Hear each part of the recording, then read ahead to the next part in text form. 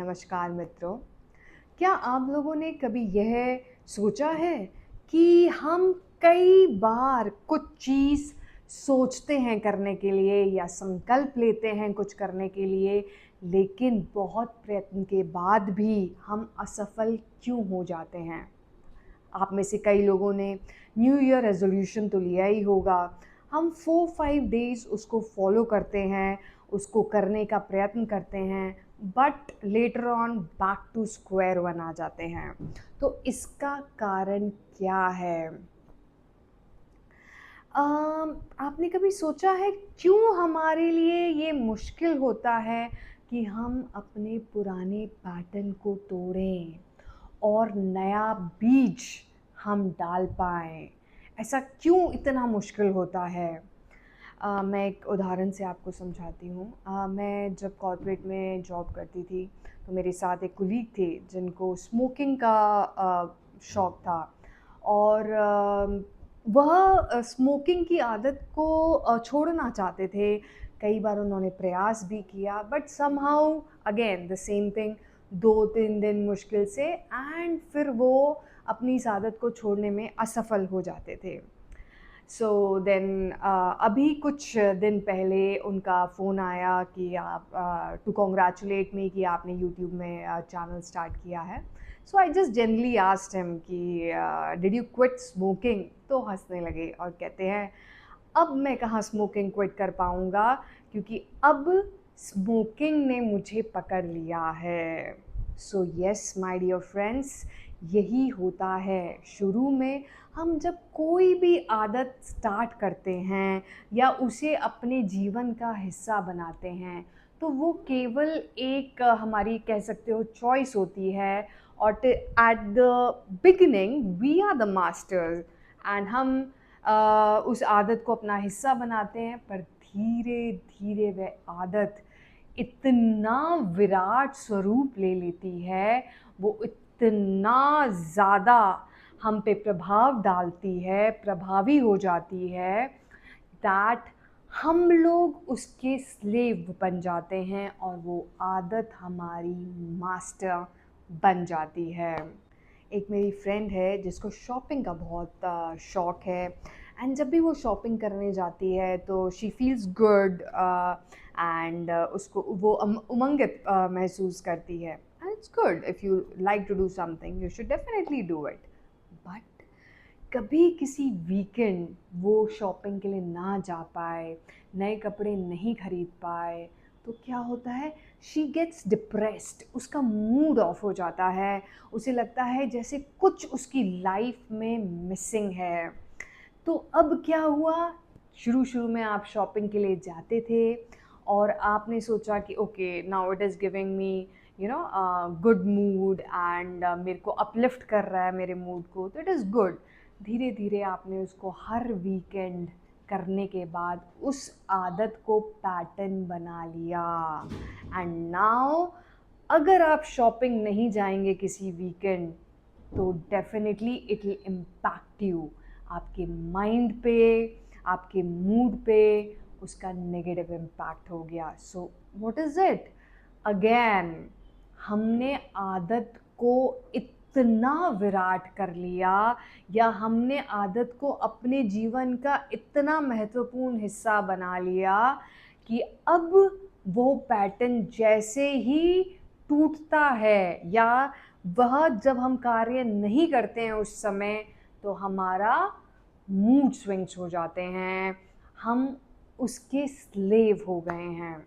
I keep travelling in the train, तो मैं देखती हूँ छोटे-छोटे बच्चे, 5 साल, 6 साल के बच्चे, उनके हाथ में मोबाइल होता है एंड पेरेंट्स अगर उनसे मोबाइल ले लें, तो वो जो रोना शुरू करते हैं, तब तक नहीं रुकते जब तक उनके पेरेंट्स उनसे परेशान होके उनको मोबाइल फ़ोन वापस ना दे दें। Now again what is it? This is addiction for phone. और मैक्सिमम लोगों में, बच्चों में मैंने ये देखा है ट्रैवलिंग करते हुए, अपने आस पड़ोस, अपने रिलेटिव्स में।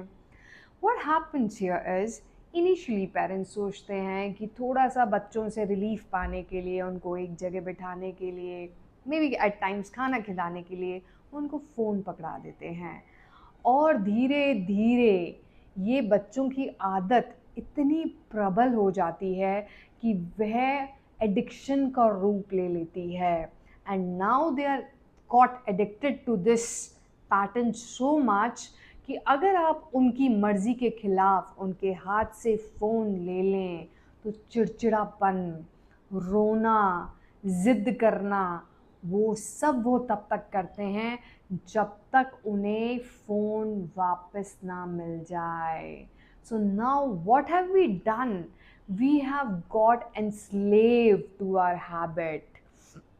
कहीं न कहीं हमारी ये आदतें, हमारी ये हैबिट इतना विराट हो गई हैं और हम उसके सामने इतने छोटे, इतने निर्बल हो गए हैं कि हम में वो बल ही नहीं है कि हम उस आदत से फाइट बैक कर सकें, उस आदत को छोड़ पाएँ।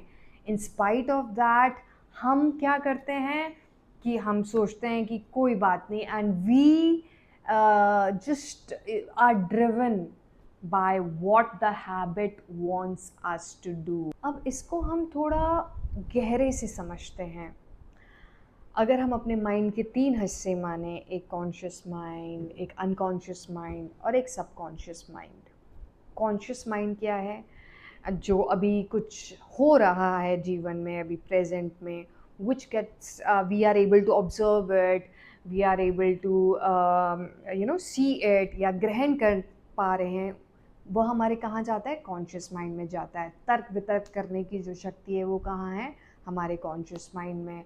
कुछ चीज़ घटी, उसके बाद उसकी रिमेम्बरेंस फॉर सम टाइम, वो कहाँ जाती है? हमारे कॉन्शियस माइंड में। तो जो घटनाएं अभी हमारे हाल फिलहाल सामने चल रही हैं, उससे रिलेटेड सारी चीज़ें हमारे कॉन्शियस माइंड में होती हैं। बट क्या आपको पता है हमारा कॉन्शियस माइंड की पावर सिर्फ 5 to 10% है, हमारा अनकॉन्शियस माइंड, और we could say subconscious mind, जिसको हम अवचेतन मन भी कहते हैं। हमारा अवचेतन मन 90 to 95% स्ट्रॉन्ग है। इसको ऐसे समझिए जैसे एक आइसबर्ग आपने देखा होगा समुद्र में, उसका सिर्फ 10% हिस्सा समुद्र से बाहर होता है, एंड बाकी 90 to 95% हिस्सा समुद्र के भीतर होता है। बाहर दिखने में हमें सिर्फ वो बाहरी हिस्सा दिखता है, लेकिन भीतर बहुत बड़ा हिस्सा है जो समुद्र के पानी में छुपा हुआ है। तो सेम हियर, हमारा सबकॉन्शियस माइंड हम देख नहीं पाते, वो सटल है। हम सोचते हैं हमारा कॉन्शियस माइंड ही सब कुछ कर रहा है। सो एट टाइम्स हम जब कोई रेजोल्यूशन लेते हैं, कोई संकल्प लेते हैं, प्रण करते हैं, सो हम उसको सिर्फ कॉन्शियस माइंड तक ही रख पाते हैं, एंड दैट इज़ हाउ 1 2 3 दिन करने के बाद हम उसको आगे फॉलो नहीं कर पाते। The reason behind it is हमारा जो सबकॉन्शियस माइंड है, कॉन्शियस माइंड को सपोर्ट नहीं कर पाता है। That is why we fail again and again. तो हम ऐसा क्या कर सकते हैं कि हम अपने सबकॉन्शियस माइंड में अपने संकल्प का, अपने प्रण का, अपने रेजोल्यूशन का बीज डाल सकें? इसकी क्या प्रक्रिया है? इसके लिए क्या स्टेप्स उठाए जा सकते हैं? So definitely there are many things which can be done for it, but मैं आज आपसे 1 या 2 चीज़ों पर बात करूँगी। पहली बात, हमने बचपन में अकबर बीरबल की कहानी सुनी होगी, जिसमें अकबर बीरबल को एक पहेली देते हैं, एक छोटी लाइन ड्रॉ कर देते हैं और कहते हैं इसको बिना छुए बिना रब करे इसको छोटा और छोटा कर दीजिए। तो बीरबल काफ़ी देर सोचते हैं, and then what he does it, एक लंबी लाइन उसके सामने खींच देते हैं। सो उससे क्या होता है कि वो लाइन ऑटोमेटिकली छोटी हो जाती है। सो द सेम थिंग, जब हम अपनी आदत को जिस आदत से हम आदी हो चुके हैं, जो आदत हम बदलना चाहते हैं, अगर हम नहीं बदल पा रहे हैं, तो एक बेटर आदत उसके सामने खड़ी कर दें या we start following a better habit, तो वो आदत धीरे धीरे करके खुद ही छूट जाएगी। एग्जाम्पल के लिए आपको बताती हूँ, जैसे one of my friend, she had a habit कि वो लेट सोती थी, उसको रात को नींद नहीं आती थी। The reason behind it was कि वो फ़ोन में रील्स देखना, एंड वो उसको समय का पता ही नहीं लगता था, वो रील्स देखते देखते देखते।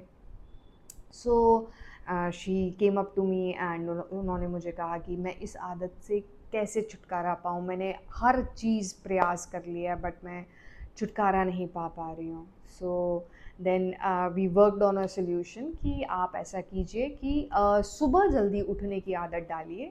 May be go for a morning walk, सुबह का मौसम अच्छा होता है, या थोड़ी देर बस ऐसे ही टहल लीजिए, बाहर हवा को फील कीजिए, सूरज जब उग रहा है, so see the sun at that time. So आप ऐसा करना शुरू कीजिए। तो कुछ दिन उसने ऐसा किया और सुबह जल्दी उठने की वजह से डेफिनेटली रात को उसको जल्दी नींद आने लगी, और धीरे धीरे उसकी ये आदत जो रात को देर रात बिना रील्स देखे, बिना फ़ोन देखे उसको नींद नहीं आती थी, वो अपने आप ही छूट गई। ज्योतिष में भी इसको चंद्रमा की प्लेसमेंट और राहु की प्लेसमेंट से देखा जा सकता है। उसका प्रभाव क्या है, बली हैं, वीक हैं, उससे भी इसके ऊपर और प्रकाश डाला जा सकता है। एंड देयर मेनी एक्सरसाइजेज जिसके करने से हम अपनी विल पावर को स्ट्रॉन्ग कर सकते हैं, अपने सबकॉन्शियस माइंड में सीड डाल सकते हैं, एफर्मेशन कर सकते हैं। इन सब चीज़ों पे हम अपनी आगे आने वाली वीडियो पे बात करेंगे। And if you want to keep watching such videos, do subscribe for our channel. And if you want to contact me for any guidance, you can do so on my WhatsApp number. You can message me. तो दोस्तों, फिर मिलते हैं next time. तब तक के लिए नमस्कार।